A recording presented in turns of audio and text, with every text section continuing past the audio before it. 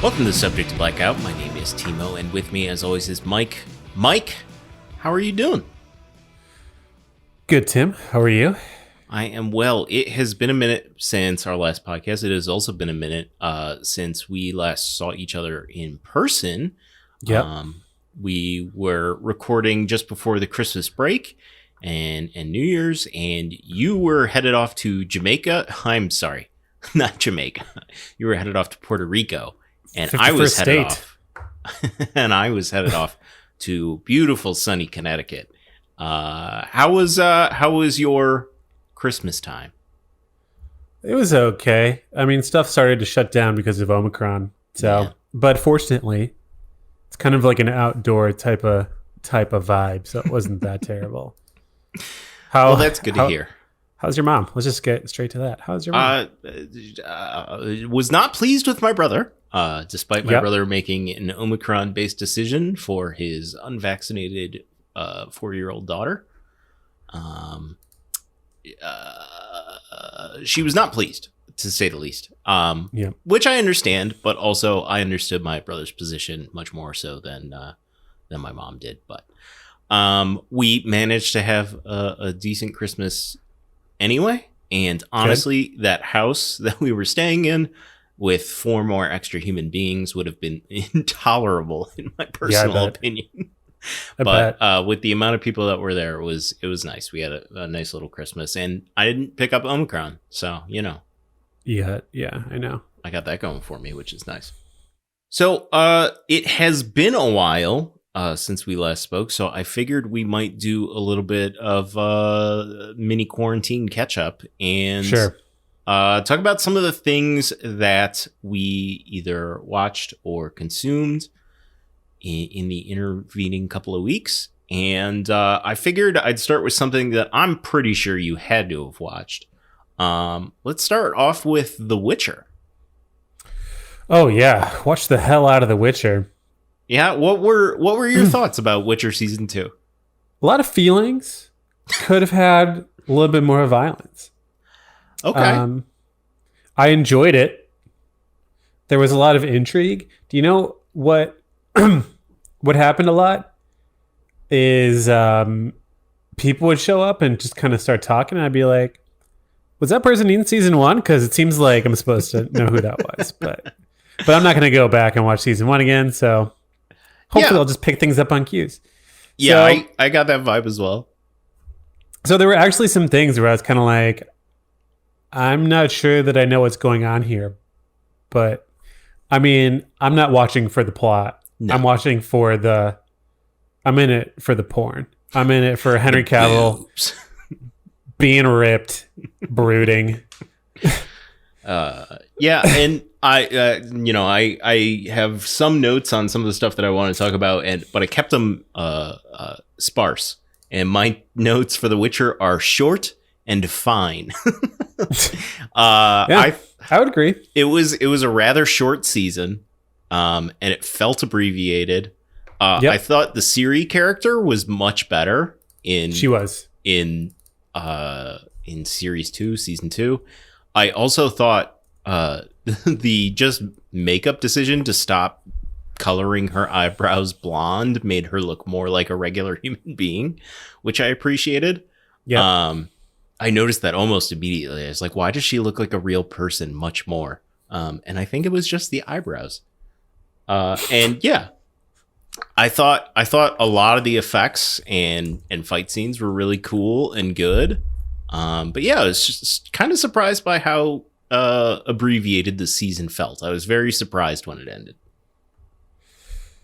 Yeah, I mean, I guess like Yen has her magic back, so goody. But like, yeah, I don't know where it's gonna go. I mean, I'll watch it. Yeah, it's The Witcher. Yeah, it's not one of those things where it's a pain in the ass to watch. Like, it's not like a slog.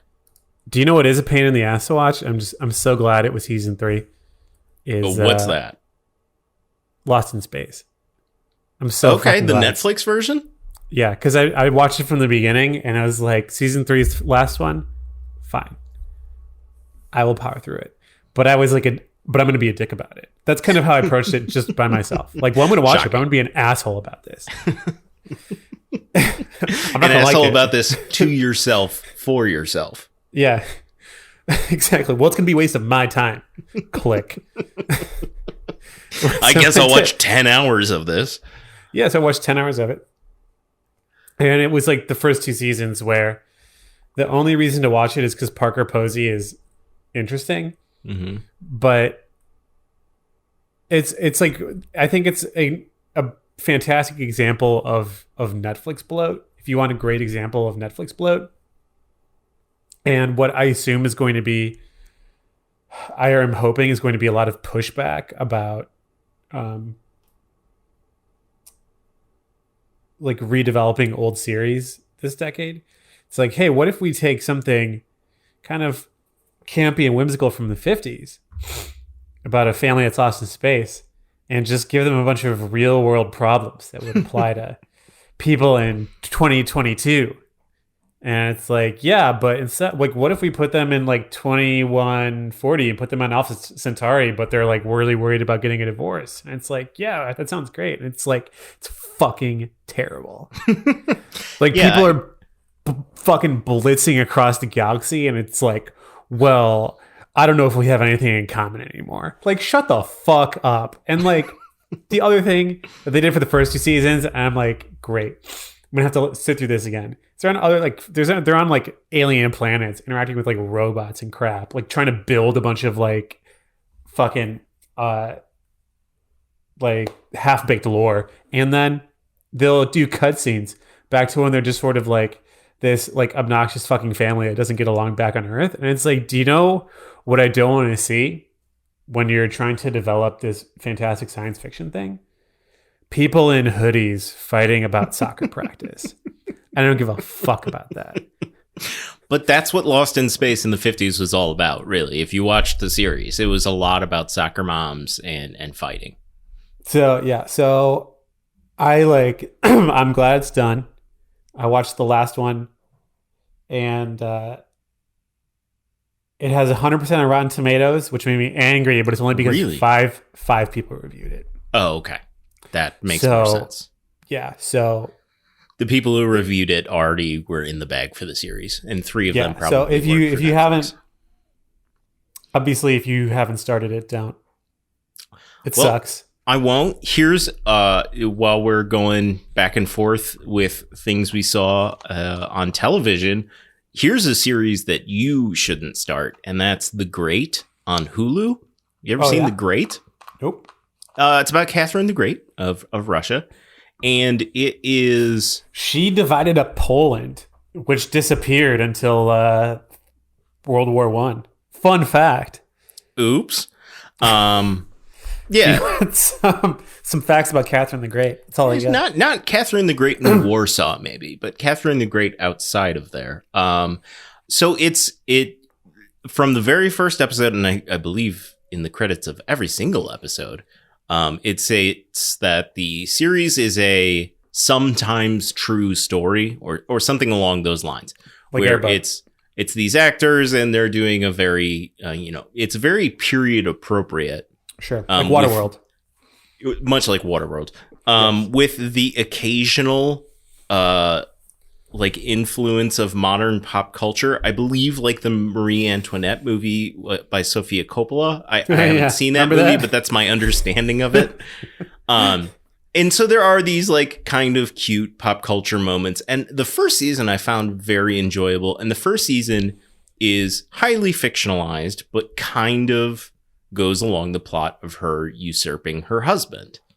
And because this made me, for the first time ever, interested in the plot of Catherine the Great, or the story of Catherine the Great, I looked into what happened, and like, a week after she usurped her husband died. Well, that's not what happens in series 2. In series 2, the person who plays the husband, Peter, is in every single episode until I stopped watching because I'm not going to finish it. And it takes place over a series of several months after her usurping. And there are characters that don't exist in real life, and then you find out all of these things that like they have Voltaire just kind of being around.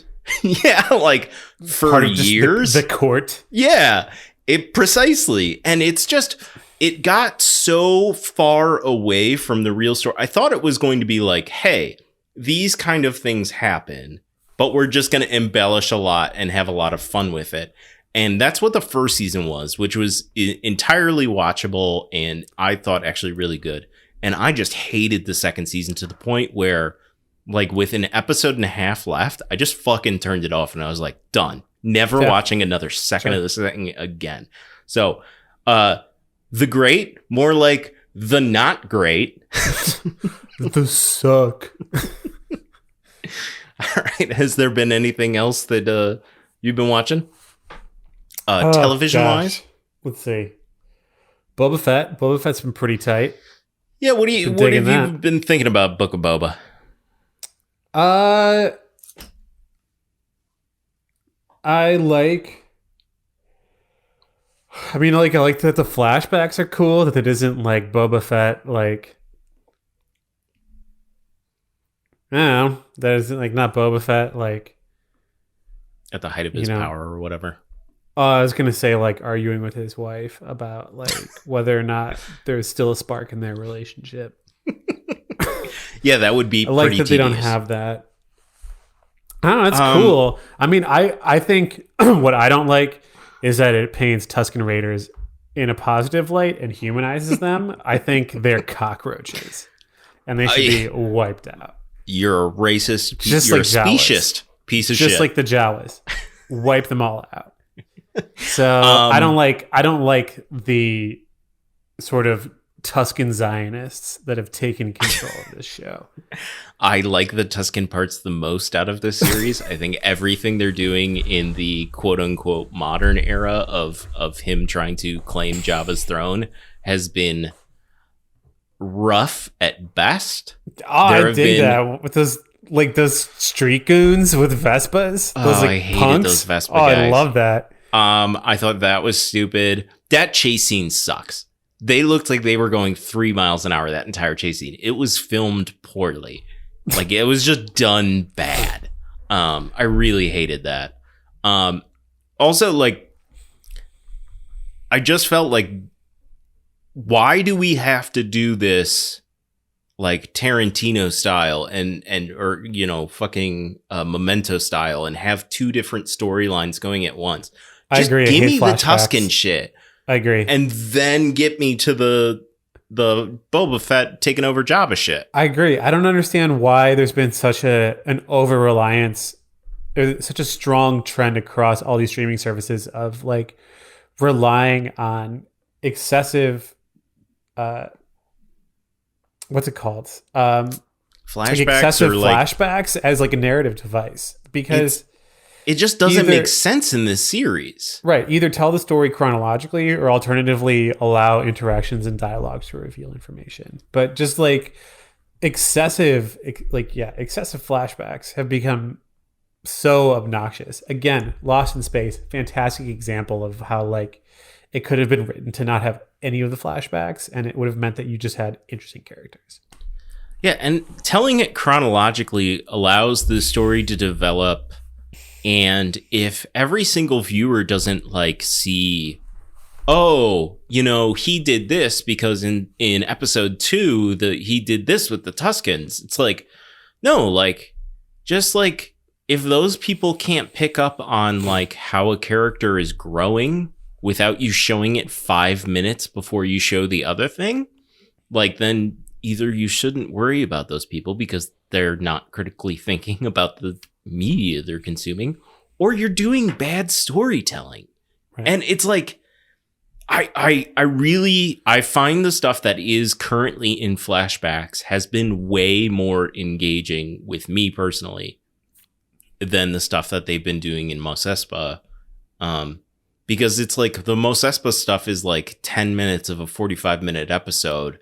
And half of it is either him getting out of a bacta tank or getting into a bacta tank, right, or getting like punked by some like random cheap ass assassin. And it's like, I wish they had done this chronologically, because I think the story would develop much better. And it just feels like they're kind of beating you over the head with like, look what he learned from the Tuscans. It's like, yeah, you just showed me 3.5 minutes ago. I just like, I like the scene where I don't remember where he was. He was like meeting that fish guy. Yeah. And then goes back, and all the Tuscan women and children have been wiped out of his like tribe. And I was like, thank God. Anakin's been here. Thank God. It could have been Anakin. We don't know. Yeah. So, and my other trepidation, and I heard this from someone else, and it kind of confirmed a fear that I had, is like, this series, if it doesn't go well, can cheapen The Mandalorian, which maybe, like, to me, because it's like, it's so doing the exact same thing. I'm kind of worried about the Kenobi series now, because it's just going to be like, it's going to be all about Tuscans and Tatooine. Yeah, and at some point, at some point, like some fucking Mandalorian bounty hunter is going to show up, and it's like, guys, just do something different.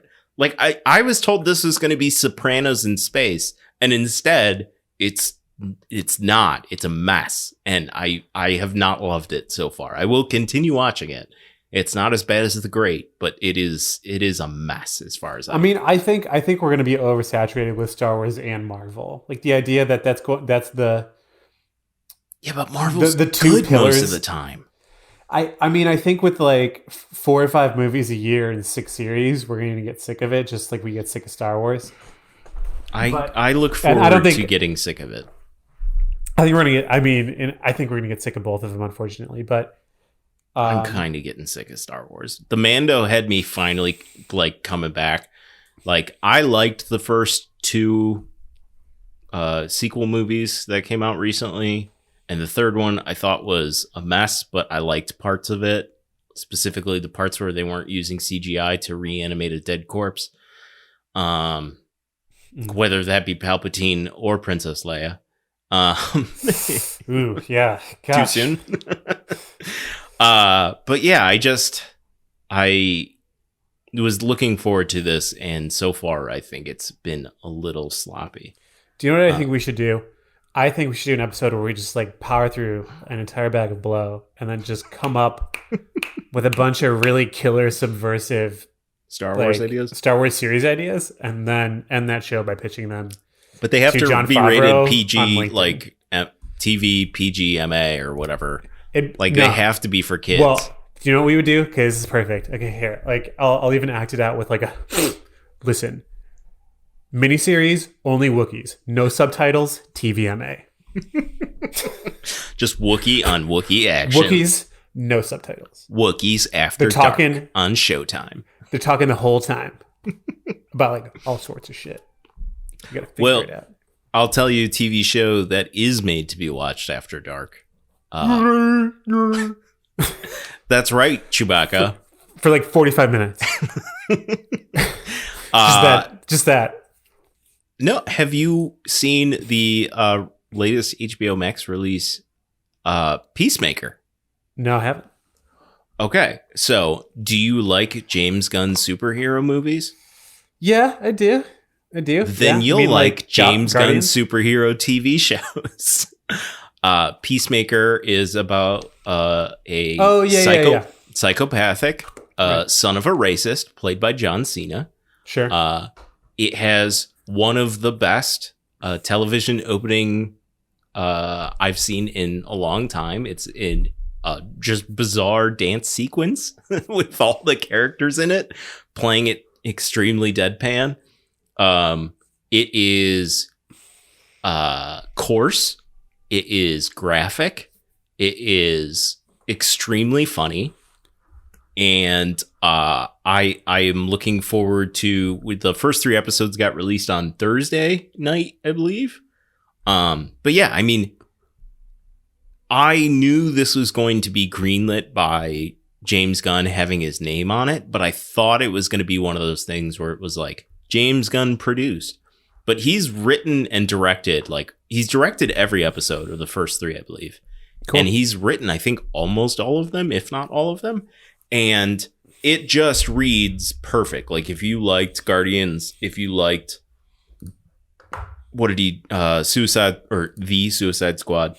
Yep. Like, it is 100% that sense of humor to like 10. And yeah, it's been weird watching John Cena talk about the size of his cock and fuck some random stranger. Sure. And blow up a woman. And yeah, like it's wild, but it is pretty good so far, and I'm very much enjoying it. Is there a soundtrack? There are a lot of songs are basically like 80s metal bands, because that's Peacemaker's favorite type of music. So there's like Cinderella. Yeah, it's Whitesnake adjacent. It's like deeper cuts than that, because it's not going to go that shallow with a James Gunn flick. But like, yeah, there's a whole plot line where he hooks up with a guy's wife because she's into Cinderella, just like he is. Cool. Yeah, so I highly recommend taking a look at the first 3 episodes of that, as that continues to be released on HBO Max. Anything else that you've been watching? Let's see. Watched Encanto. Okay. The new Disney movie. Is that Disney or is it Pixar or both? It's Disney Animation Studios. It's actually their 60th feature, but remember that like 40 of those were like Pocahontas 3. That's true. Yeah. And like The Hound and the Tarzan Fox and the Chicken. 3. Yeah. So like probably like 20, 25 solid things, and then like, 35 direct to video like pieces of hot garbage. Let's see how Pocahontas learns more about who she is after John Smith brings her to England. Will your kids not stop letting you watch The Lion King? Here's direct to video The Lion King 2. Yeah, or like so it's 60th movie. Lin-Manuel did the didn't do the story, but did all the music. It was great. It was actually really fun. A lot about family, not a whole lot of Vin Diesel. Interesting choice. Were there Coronas though? There weren't. There was Spanish. Missed opportunity. It's like a abuela Spanish. It's not like real Spanish. It's like, let's go to the market with mi abuela. Do you know what I mean? It's like abuela Spanish. Yeah. So there's a lot of that. Similar. It's great. I thought it was fun. It was good. It's not like Frozen. I probably will not check it out, but I might. You can tell that there are a few songs in there where they're like, we need this one to be our Let It Go. But like nothing is ever kind of like a Let It Go. But it's like, it was good. I'd watch it again. Going up there with Coco. I'm sorry, what? Coco, the other one. That one is in Mexico instead of this one's in Colombia. It's great. Gotcha. Totally down. Yeah. Aiming for a similar audience, I watched Peacock's original series MacGruber. Oh yeah. Which, if you like the MacGruber movie, which I think is a funny movie, not great, but a very funny movie. I didn't see it, but I do like Will Forte. I would recommend the movie before the series. They get everyone back except for a couple of characters who the actors are deceased. But like Ryan Phillippe is in this, and Ryan Phillippe is in nothing these days. Right. But he was in the movie, so they bring him back. I believe Maya Rudolph makes an appearance early in the series, and obviously Kristen Wiig is in it quite heavily. But if you like the MacGruber movie, listener, the MacGruber TV show is a slightly longer version of the MacGruber movie with different jokes, and it works. Mike, I would highly recommend you watch the MacGruber movie. There is a lot worse ways to spend 2 hours or an hour and a half or whatever it is. It's dumb and it's fun. Oh, and the TV series, the big bad in the movie is Val Kilmer, who can no longer speak. So he is not reprising his role, and instead was replaced by a friend of the podcast, Billy Zane. Billy Zane. Yeah, Billy Zane. He's not just doing art. He's not just doing wine. He's also getting back into, subscription streaming television shows. So good for Billy Zane. I take all the credit he's great. for Billy Zane getting. What if people start talking about Billy Zane again? I'll be pleased, but I'll be like, "Oh, you fucking Fairweather Billy Zane fans, you weren't there. You weren't there the whole time like I was there for Billy Zane." And then the last television show that I watched was a little Canadian show you may have heard of, may not have, that streams on Hulu in the United States, and that is Letterkenny. Oh yeah, no, I haven't watched it, but I have seen that come up on my queue and shuffled right past it. Fair enough. Should I watch that? There's like 10 seasons, but there's 6 episodes. They're a half hour each. It's a very quotable, very funny, very tightly written show. Yeah. Okay. It's not great, but it is really good. And that's just a nice palate cleanser. There's no inner turmoil within the characters. There's no, should I be doing this? Am I racist? Like, can we get along anymore? No, it's just like a bunch of Canadians writing about funny rural Canadian things. Oh, good. In funny Canadian accents. And lots of jokes about hockey and farming. And it's and drinking. It's a terrifically written show that I enjoy turning my brain off and watching quite a bit. Okay. I'm in. All right, with that, I think the only things I have left are 2 pretty big movie releases. And I don't know if you've seen either. Let's go first with Spider-Man No Way Home. Mike, have you seen Spider-Man No Way Home? No, I haven't seen it yet. Is there some kind of Sony streaming service that I'm not gonna? There is not. I risked COVID and did not get it. Viewers can't see this, but I'm flexing because I'm too strong for COVID. I have 19 shots. Healthily over-vaccinated. Yeah, Pfizer. I loved this movie. This movie made me feel good, and it brought back things from my childhood in a way that Marvel I mean, like Tobey Maguire? Tobey Maguire? Is that one of the things that it brought back from your childhood? Who knows, Mike? You haven't seen it, so I have no idea. They brought back the animated TV series. The movie is objectively, it's not the greatest movie of all time. Well, but yeah, they just tapped into, like, I mean, it's not the greatest movie structure of all time. And I would have loved if you tried to sell a Marvel movie. Like, listen, this isn't just the Citizen Kane of I've seen Doctor Rashomon Strange movies. I've seen Rashomon, and this is the Rashomon of our generation. It's called Nightwing. Did we watch Rashomon? No, we didn't.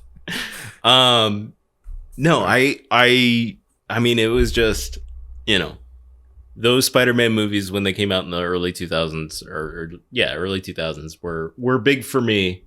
Yep. And who knows who could show up from those? Obviously, we know some of the bad guys do. And was just popping out. Willem he always Dafoe, seems to have time. He's always Willem Dafoe's amazing. He's in fucking Aquaman. He's always like, yes, I'm available. Yes, it's Willem Dafoe. I'm available. Yes, I will be in 1 year in the Florida Project, The Lighthouse, and Aquaman. And your random video game. Your 12-minute video game. He was in a random video game last year, too. Yeah, dude, the guy has range. And he's incredible in the newest Spider-Man. But so is Doc Ock, whose name escapes me. Alfred Molina. Alfred Molina, yeah. He's wonderful in his role. Jamie Foxx come back. He's really good. It's just a series of delightful reappearances of these characters that we know and love from the Spider-Man movies. Although I've never seen the Amazing Spider-Man series, those 2 movies. But some of the villains come back from that as well. And I'm sure that meant a lot to people who are a little bit younger than me, but yeah, it was great seeing those old characters back, and it's just a really great Spider-Man movie, and I am in the bag for Spider-Man. So yeah, I would recommend that to anyone. And the last thing I got on my list, Mike, is, have you seen The Matrix? I have not. I was waiting to get some feedback about this because, I mean, at the same, like, original Matrix, great. Reloaded and Revolutions, bad. Yep. So I guess there's nothing that can really ruin the original Matrix for me, since Reloaded and Revolutions already succeeded in doing that. So is it good like the Animatrix, or is it? I've never seen the Animatrix. Okay, is it good like the Matrix? So here's my history with Matrix. Because if it's not, I'm not going to watch it. Here's my history with the. I think you have to watch it. Here's why. Here's my history. Can't just wait for a John Wick movie. I just want to wait Matrix for John Wick. Matrix 1, great. Yeah. Matrix 2, we left the theater and I was like, I'm not seeing a Matrix 3. Right. And to this day, have never seen the entirety of that movie. It's fine. I've seen parts of it on television. Willem Dafoe not in that movie. Hugo Weaving. Shouldn't it really? Willem Dafoe really could have been Smith. Probably should have been. Probably should have been all the characters. All the characters. Trinity, Willem Dafoe. Morpheus, Willem Dafoe. So, the first thing I would recommend is that you have to see this Matrix movie, which I forget what it's fucking called. Reloaded or Rebooted or whatever the fuck. Whatever. This was the most interesting movie I watched in 2021. Oh, but how so? Hang on, how fan servicey is it? Do they make him say "whoa"? Is he like "whoa"? Whoa. I don't remember him saying "whoa." I feel like I'd remember him saying "whoa." I'm not sure if it was a good movie. In fact, I think it probably made an impression on you. I think it probably isn't a good movie. Okay, but two things happened. One, it was the most interesting movie I have seen this past year because it just kept doing things where I was like, really? Okay. I mean, all right. Like, just continually being like, well, that is a decision. Okay, we're going to do that. Okay. And none of it was objectively bad. But it, like, I've heard people talk about this as a critic-proof movie because anything that you could, the movie, without giving anything away, is the way the movie, the way the movie unfolds is that anything that you could say about the movie being a cash grab or nostalgia porn or whatever. Right. Member berries, whatever you want to throw at this film just because of its existence. The movie levels at itself in either overt or subtextual ways. And that is why next week I want to be watching Speed Racer, because I want to see if the Wachowskis are crazy or brilliant. And I've heard people whose opinion I respect say that Speed Racer is a much better film than it has any right to be, and is a unique perspective. And I want to now watch Speed Racer informed by this movie, because The Matrix was weird, rarely fun, kind of stupid, and the most interesting film I watched in 2021, and would probably watch again if anyone wanted me to watch it. I mean, I'm looking at the cast right now. So Jonathan Groff was Smith. Spoiler, I guess. But Jonathan Groff... He's called Smith from the beginning. Who was... I love Kristoff in Frozen. He was also the king in... Hamilton, the original stage Yes, production. he was also in Hamilton. Man, he's that also in Mindhunter and Netflix. He's also in Mindhunter and Netflix, and I love that show. Wow. Yeah, he was on Mindhunter. That was good. Why did that not get continued? Because the director wanted to move on to feature-length films again. Whose name escapes me, but he just did The Mank. Sam Raimi. No, I panicked. It's something super Neil bland. Patrick Harris is in it? Yup. He is not reprising a role. He is in a brand new role. Fair enough. Okay, well, maybe I'll get around to that. What streaming service is that going to be on? That is already on HBO Max. Is it really? All right. Oh, yeah. It came out on HBO Max. I did not see that in theaters. I saw that at my house. It is. You should just go on a binge on HBO Max and watch The Matrix. I also very much appreciated the review by Red Letter Media, who did a little bit of research into why only Lana Wachowski decided to come back and do anything with this particular Matrix. I thought that what they found out helped really inform how this movie happened. And but yeah, going into it, I found that they had very similar takeaways, which was the movie was very interesting, but I'm not sure if it was good.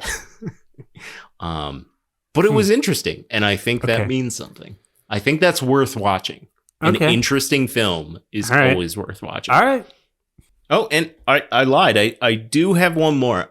Yeah. Actually, the other night I caved because I we're kind of doing semi-quarantines because of the Omicron virus right now. Sure. Omicron variant. Right. I finally watched Don't Look Up. I got so bored that I was like, fine, I'll fucking watch Don't Look Up. Have you seen Don't Look Up? I saw that it exists. I watched it for like 5 seconds and then I don't know. I got distracted. Probably by Lost in Space. How does it play out? I heard mine was kind of like it's like plot wise or kind of premise wise. It seems like it should be like a British black comedy, but it's not. It's Americans the whole time, and that makes it weird. That's how someone described it to me. I can see that. It's not Adam McKay's strongest work into this genre that he has of mixing sort of serious film with his sense of humor. Yeah. Other works would be Vice, right, and The Big Short, which I think are both better movies. Yeah, but very similar in tone. But I wish I had been the editor of this film, because I would have been like, be farcical and be a movie that is a farce early on and sort of tear away that comedy. As the plot of the movie is a comet is headed at Earth, and the incredibly slow reaction by the United States and countries in general to deal with the problem. It's an allegory for climate change. It's an overt allegory for climate change. Okay. Got it. But the movie stays a farce throughout while injecting scenes of complete seriousness and beauty. Like, there is a scene right at the end that takes place in a family home kitchen, which I felt should have ended the movie, and it would have set such a different tone than the 2 extra scenes that came after it, which were just jokes. Is this like I Heart Huckabees? You're describing this, and I feel like it's like I Heart Huckabees. I have not seen I Heart Huckabees, so I'm not quite sure. But I really liked a lot of this movie, but I really felt like it needed to end more serious and less slapstick comedy at the end. They finish off with this beautiful scene of people dealing with trauma. And then all of the sudden we just go back to being that word a lot, a comedy. Was it trying to be like a Doctor Strangelove, and they just kind of like didn't quite capture the You know what? That's probably fair. It sounds like that's what you're saying. Yeah. It's been like 15 years since I've seen Doctor Strangelove, but it does feel like they didn't thread that needle. the pie fight at the end, which is kind of like out of nowhere, but it was Stanley Kubrick, so it's kind of like So it's smart. Yeah. Yeah. All right. Yeah, so it's worth a spin. I resisted watching it because I thought it would be, knowing that it was an allegory for climate change. I just thought it would be a sort of a taking you to task as a viewer of like, why aren't you doing more? And it's not that. I've heard actually someone complain where it's like, who is this movie going to convince about climate change? It's like, no, this movie is actively telling people who don't care about climate change, go fuck yourself. Like, they're not trying to convince anyone. They're calling you stupid. And if you're offended by that, good. That's the point of the movie, is to offend you. But yeah, I would have done it differently, where the farce aspects of the plot leave the further we get into the movie. And for the most part, that does happen.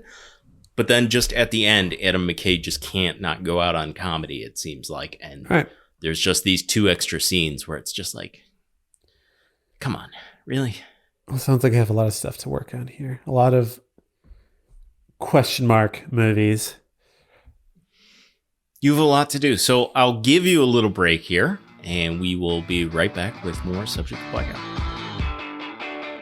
Next week on Subject to Blackout, I was inspired by the truly fascinating 2021 release of The Matrix Resurrections. Lana Wachowski was the only Wachowski sibling to revisit the Matrix series this time around, but the truly bizarre choices she made in the film made me want to sample some other Wachowski works in order to see just how consistently they make such unique choices. In 2008, the Wachowskis released a live-action adaptation of the 1960s anime series Speed Racer. Much like most of the world, Mike and I were not particularly interested in this movie, and neither one of us has seen it since. A pretty disastrous box office flop, Speed Racer never made back its budget. However, some people have since tried to convince me that this movie is actually quite good. So given the truly fascinating Matrix Resurrections, one of the most interesting films I watched last year, despite not knowing to this day if I actually like it, Mike and I have decided to watch the Wachowskis' Speed Racer. Alright, we are back, and now that we've talked about all the shit that we've seen in the interim, I thought we'd do a little recap of the past, not quite year, but the last year of Subject to Blackout. And this is a big episode for me personally. I was told before I started getting into this that 30 episodes proved that you could do it. And in the main line of Subject to Blackout, this is episode 30. It's also the first episode of 2022. Yep. And not insignificant. So I am proud that we've gotten to this level. And Mike, I thank you for joining me for all of that. And, yeah, I mean, suck at somebody, right? Yeah, suck at everybody who said, suck fuck the haters. Suck it. Yeah. Yes. I did. That should be just Subject to Blackout, and then the suck it. Suck it. So I figured we'd go over some superlatives for last year, and we'll start off with the most negative. And Mike, what do you think on our podcast is the worst thing you watched in the last year? Fast and Furious 6 to 8. That's fair. That's fair. They were on my list. They were definitely potential candidates. Yeah. I thought it might be funny to be like one of the Fast and the Furious movies. I don't know which one, but one of them was the worst that I watched. I think them being in context with all of these other movies and a franchise makes them more aggressively bad. Like, we watched some bad movies, but I think these movies in particular insist so much on their own mediocrity. They double down on their mediocrity that I find them aggressively bad, and they provoke feelings. Like, we watched a lot of stuff that was like, it's kind of like how you described that the new Matrix movie, where it's like, it was interesting. I'm not sure if this was a good movie. I'm not sure if this was a bad movie. We watched like a lot of stuff like that. We watched like bad movies. But like those movies in particular, like with 5, I think was the turning point for the series. I hate them. That's fair. I was wondering if I would fall in love with those movies, and the answer was I didn't. Yeah, and I like Vin Diesel less now. I like him the same amount, but it's not a high opinion. I respect your opinion, and like I said, I almost went for the same thread. Like every time I think about how Paul Walker died, I'm just relieved. Like, oh, thank God. They'd be going forever. They'd be doing these movies forever, man. Thank God. They're still going to do them forever. I don't care if Vin Diesel dies. They'll just use a CGI version of him, and he'll just say, Corona. Family. Family. Family. For me, I respect your opinion, but I differ. I think Mortal Kombat 1995 was fucking Oh, that's unfair. The movie was so earnest. It was earnest, but that doesn't make it good. It had a bitchin' jam. The music was the best part of the movie. Yeah. And by music, I mean the one song, because I don't remember any other part of the music. The CGI fucking blew. The storyline sucked. Great. The characters sucked. I mean, what could the storyline have been? Like, it was just... Besides, whoa, we all have to fight. Really, like, poor man's... And we're mortals. Tom Jane as Raiden made no fucking sense to me. That was Tom Jane. There was a lot that I really didn't like about that movie. Yeah. He's a David Carradine looking motherfucker. Oh, just awful. Didn't even have the fucking self-respect to die masturbating in the closet of a hotel room in Thailand. That's because he's the Highlander, Mike. And there can only be one. And David Carradine died, so he had to be the one. Died. Like a fucking... All right. He's a constellation in the sky now. But yeah, anyway, okay, fine. Didn't like Mortal Kombat. I disagree, but continue, please. Fair enough. I think now we should talk about our TV shows of the year, and I will start off. I will cheat. I'm going to do a comedy and a drama. Okay. My favorite comedy of the year was Ted Lasso. Everyone who doesn't like Ted Lasso can go fuck themselves. I don't have Apple, so I can't disagree with you, but it sounds like it's cool. I appreciate the memes. And my favorite drama of the year, which just wrapped up season 6, which will allegedly be its final season, despite only interpreting the first 6 of a 9-book series, is The Expanse. Okay. I loved that show, and now that it's over, I am sad, and I hope somebody does something with the next 3 books, because The Expanse is geopolitics writ over a galaxy, and it's fucking dope and super realistic and hard sci-fi, and it's fucking awesome. Okay, yeah, I have a TV show. You're not gonna like this. This is gonna be some good controversy. My TV show for the year was Wanda Vision, and you didn't like Wanda Vision. I did not. I didn't hate it. I thought. I don't even think it was the strongest Marvel show. I think it was probably the 3rd best Marvel show. The 3rd. Yeah, I liked Hawkeye and Loki better. Hawkeye and Loki. I would say WandaVision, Loki, Hawkeye for me. But I think it had the most interesting plot. I think like Hawkeye in particular, we knew where it was going. They were both going to celebrate Christmas together at fucking Hawkeye's house. Yep. Like it had the most interesting plot. Aesthetically, it was like really interesting. It addressed the blip in interesting ways. Although then again, I think all of the shows, with the exception of Loki, managed the blip really well. Because Loki didn't really focus on the blip at all. I thought that the A and B plots were balanced really, really well. I thought WandaVision was great.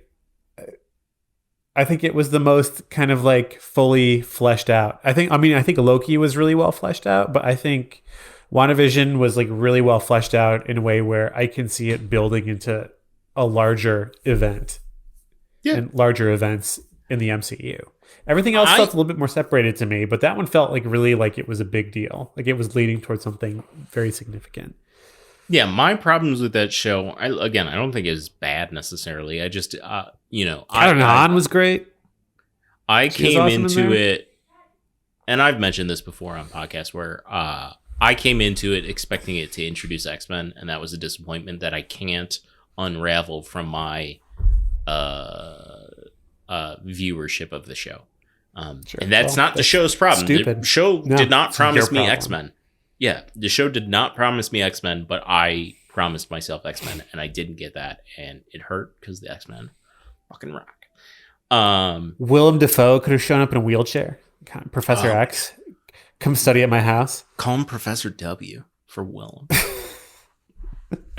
And Willem Dafoe also shows up as Magneto. Like, no, I'm Magneto, and he's Jubilee.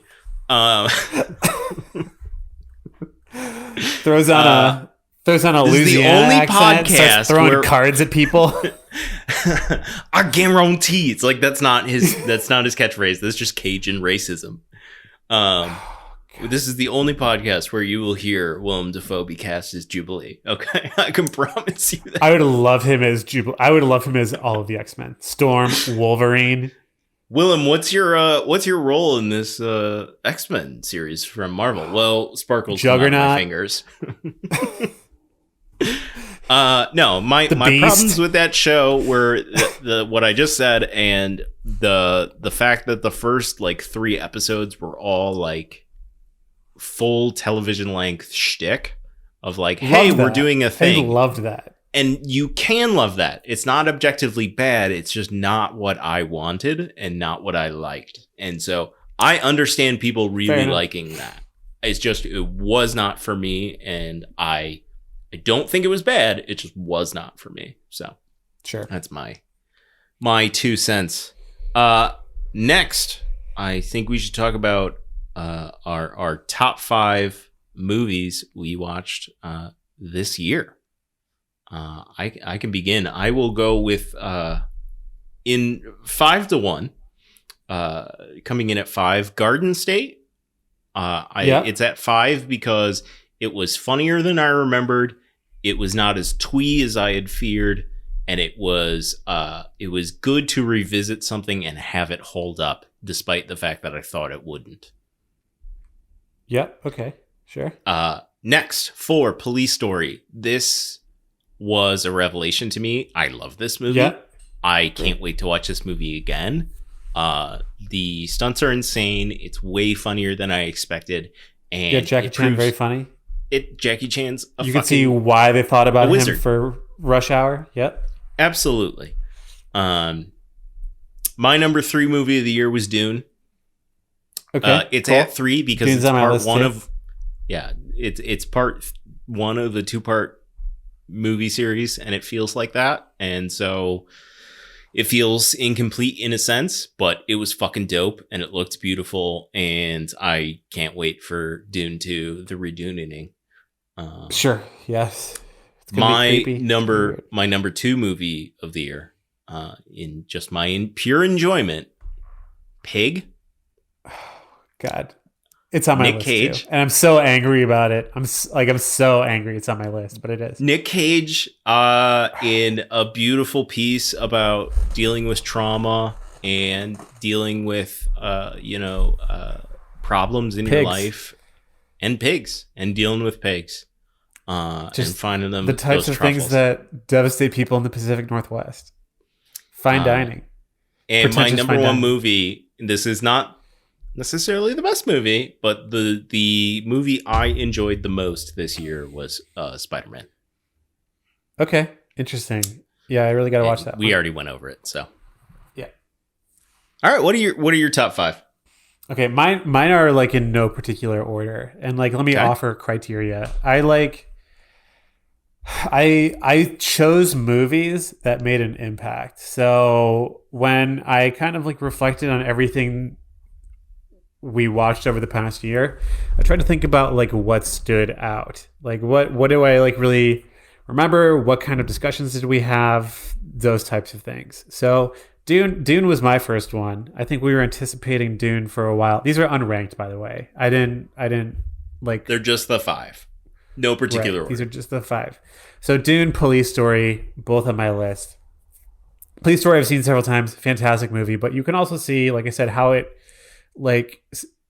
sets the stage for Jackie Chan's career as like a very international star.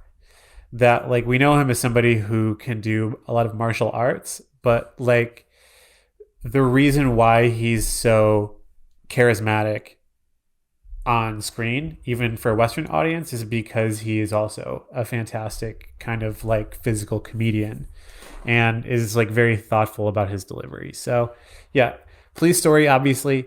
Dune, classic. Like, it's great to see Dune also, you know, being revised into something that's like weird but not shit. Like, it's supposed to be weird, but it's supposed to be rad. So Dune, absolutely on my list. Pig, for better or worse, Pig is on my list. Like, I remember it.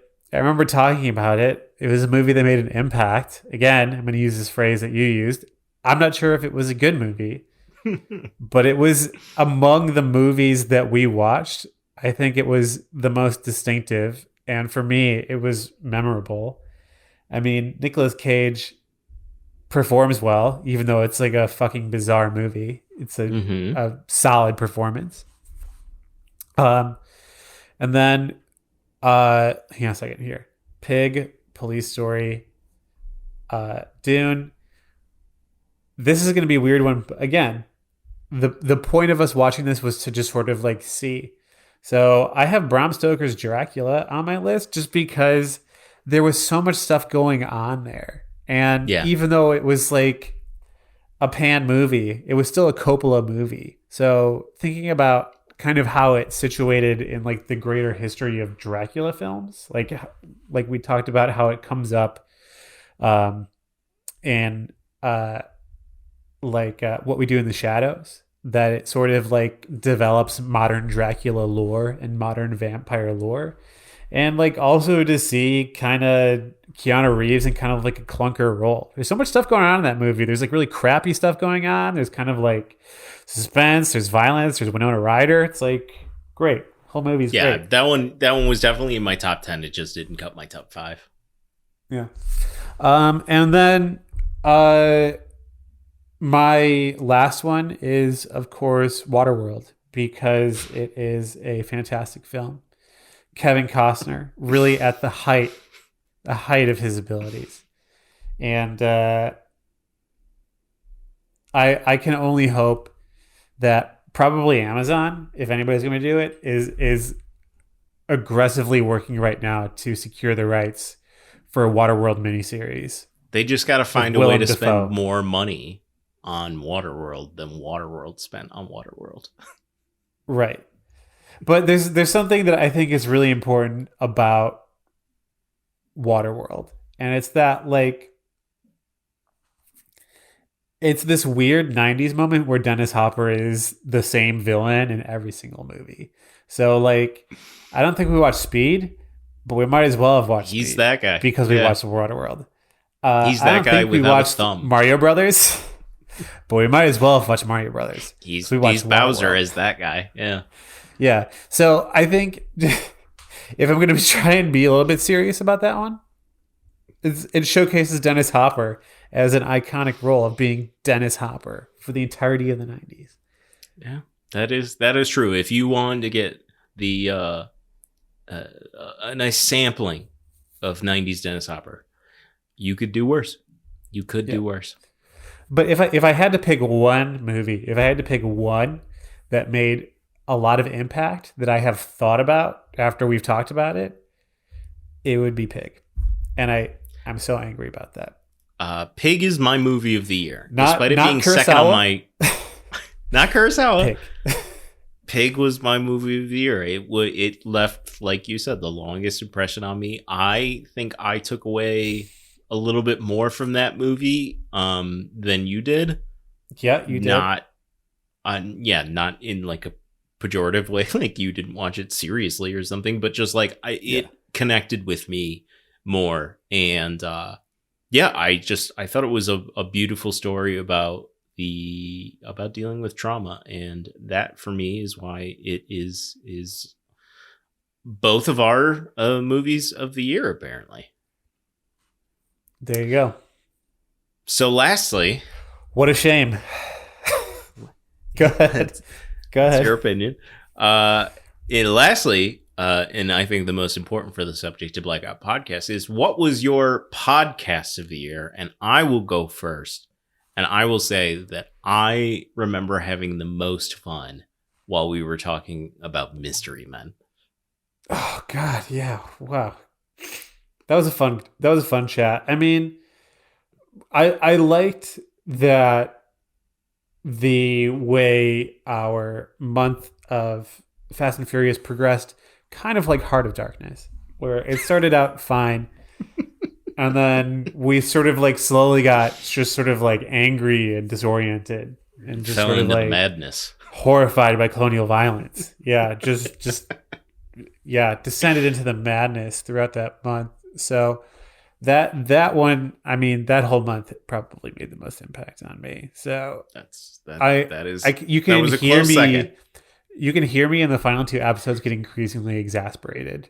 You can hear the deep breaths, the big sighs. You were very upset that I was making you watch these movies. Yeah, and to be honest, I was pretty really upset strong. With myself. Yeah, we started out really strong, and then we did. And then I feel like what really saved it was the 4D experience we had in the theater, where we were being shaken about and having mist thrown in our face. Yeah, that almost detached my retinas. Let's be real. It was violent. It was like Star Tours. It was a lot. It was wild. Yeah, but I'm so glad that is the way we accidentally saw that movie. But yeah, the Fast and the Furious series was something I'm super glad we did, and we will never do anything like that again.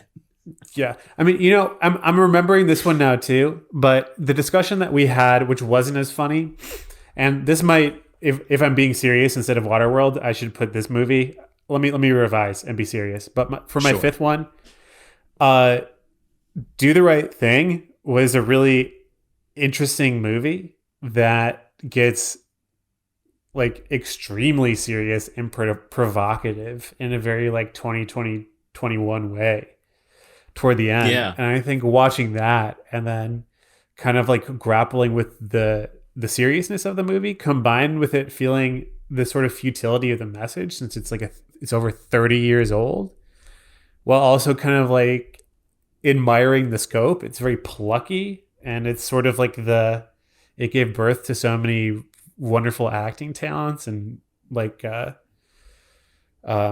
Esposito. So the discussion we had about that one, I remember it being pretty meaningful. If I had to make it like a much more serious top 5 answer for another impactful movie and discussion, it would probably be that one.